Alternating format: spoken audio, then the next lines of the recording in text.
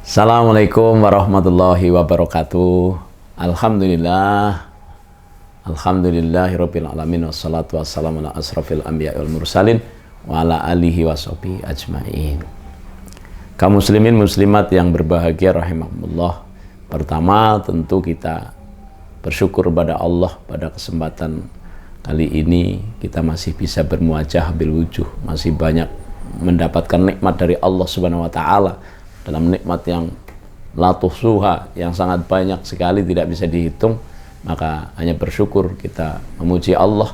Kemudian yang kedua, mengakui bahwa nikmat itu datangnya dari Allah. Dan yang ketiga, kita menggunakan nikmat yang Allah berikan kepada kita itu untuk kembali beribadah, berhikmat kepada Allah Subhanahu wa taala.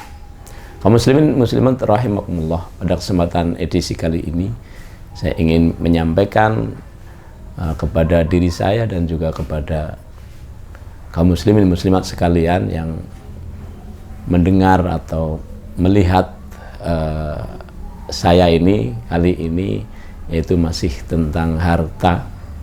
Bahwa di dalam agama kita, dalam agama Islam ini, harta itu juga menduduki hal yang sangat penting sekali ya. Di antaranya untuk berdakwah. Karena tugas kita itu juga adalah berdakwah, mengajak kepada setiap manusia untuk menjadikan Allah Subhanahu wa taala itu sebagai Rabb-nya, yaitu melaksanakan apa-apa yang diperintahkannya dan menjauhi yang dilarang. Kaum muslimin muslimat rahimakumullah, kita kalau mau berkaca kepada siapa saja, ya Rasulullah tentunya manusia yang paling sempurna berdakwah dalam urusan satu ini, yaitu urusan harta. Apalagi di bulan Ramadan yang mulia, Rasulullah itu ketika mentasarufkan hartanya itu seperti angin yang berhembus terus begitu ya. Tidak henti-hentinya ketika beliau ada harta, apakah itu uang, apakah itu makanan atau apa, itu pasti akan disalurkan. Maka sesempurna-sempurnanya manusia itu adalah ya mencontoh Rasulullah, dan yang paling sempurna adalah Rasulullah Muhammad SAW. Saya kali ini akan menyampaikan satu kisah Rasulullah SAW.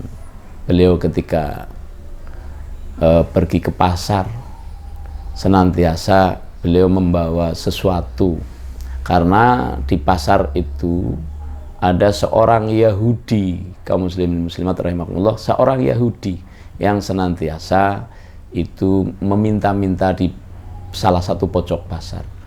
Rasulullah pasti akan membawa, menanyakan kepada istrinya, "Wahai istriku, ada makanan atau apa?" Maka istrinya, "Ada, tapi untuk makan kita sendiri ya Rasulullah, tolong dibungkus." Maka istrinya membungkuskan, kemudian dibawa oleh Rasulullah Sallallahu Alaihi Wasallam ke pasar. Kaum muslimin muslimat rahimakumullah, yang kadang-kadang tidak masuk akal bagi kita, orang ini, orang Yahudi ini yang menjadi pengemis di pasar itu senantiasa menjelek-jelekan Rasulullah, menjelekkan Muhammad. Itu Muhammad orang hati-hati, orang gila, orang yang tidak pantas untuk didengarkan dan seterusnya. Tapi bagaimana Rasulullah? Rasulullah tetap menyantuni orang tersebut. Bahkan dalam kisah itu disuapi, orang itu makannya disuapi, sehingga selalu kangen kepada Rasulullah, karena orang itu buta, orang pengemis Yahudi ini buta, jadi tidak melihat siapa yang datang. Ketika dicela, Rasulullah tidak marah. Rasulullah tidak marah, walaupun nyuapin sambil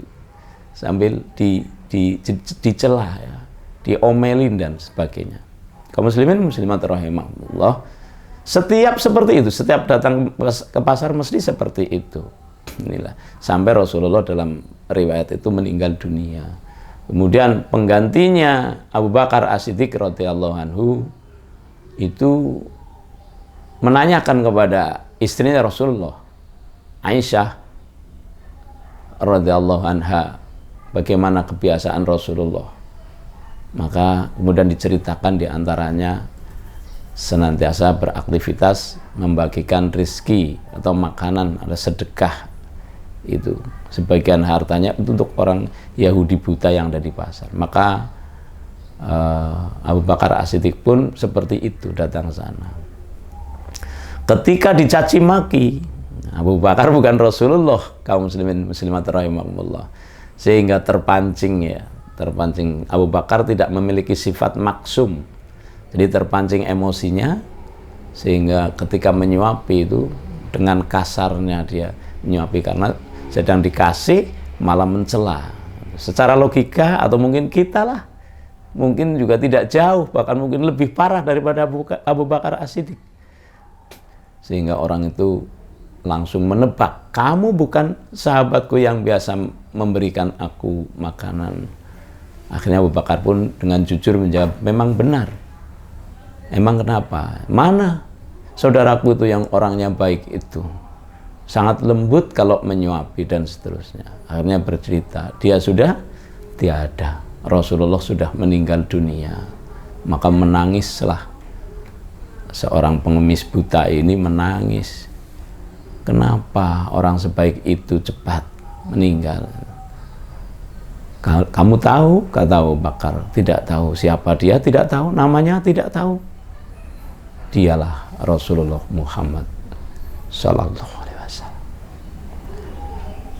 Kaum muslimin muslimat rahimahumullah, di samping kita bisa berkaca tentang bagaimana Rasulullah ini begitu murahnya dengan apa yang dia punya, harta apa saja diberikan, tapi kita juga bisa melihat betapa hebatnya cara dakwah Rasulullah kepada orang lain. Padahal ini adalah orang Yahudi yang senantiasa memusuhi, tapi begitu baiknya, apalagi kepada kita, kepada kaum muslimin.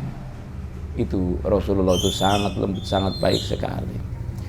Jamaah sekalian rahimahullah, kami bermaksud adalah untuk menyadarkan diri kita bahwa agar kita ini bisa berhasil, karena tugas kita diantaranya adalah juga mengajak orang lain, berdakwah pada orang lain. Salah satu dakwah adalah dengan harta yang kita miliki.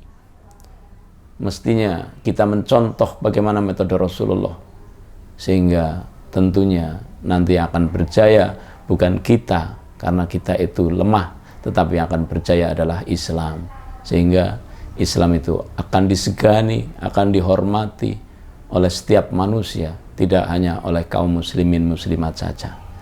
Jamaah rahimakumullah, maka mari pada kesempatan kali ini di akhir Ramadan ini kita berusaha agar ini nanti ada zakat, ada apa semuanya, mari kita berusaha.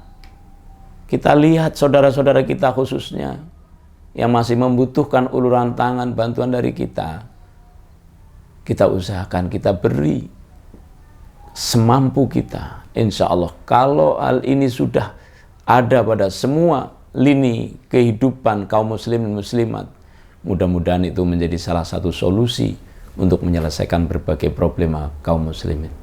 Mungkin ini saja kaum muslimin muslimat rahimakumullah. Mudah-mudahan kisah singkat ini bisa memicu kita untuk senantiasa beramal, khususnya dalam kita beramal dengan harta yang kita miliki.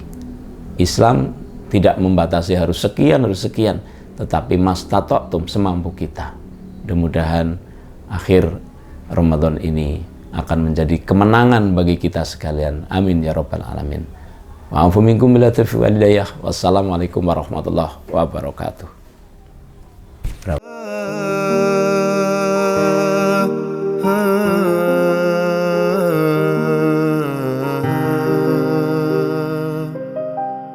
تسمعني رباه تدري خلجاتي ومناجاتي تعلم يا الله لا ما في دنياهم حاجاتي تركت العبيد ما أنت تريد أريد